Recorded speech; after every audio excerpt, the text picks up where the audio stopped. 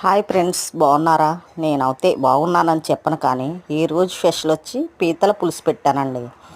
కానీ డైలీ కూడా ఏదోటి కాంబినేషన్లో వండి ఫుడ్ తింటూ వీడియోస్ చేస్తున్నానండి.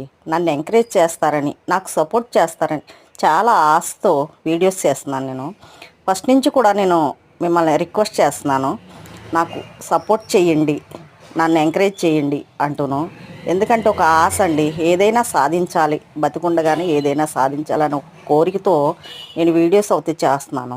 నా వీడియోస్ నచ్చితే లైక్ చేయండి, షేర్ చేయండి, సబ్స్క్రైబ్ చేసుకోండి నా ఛానల్ని.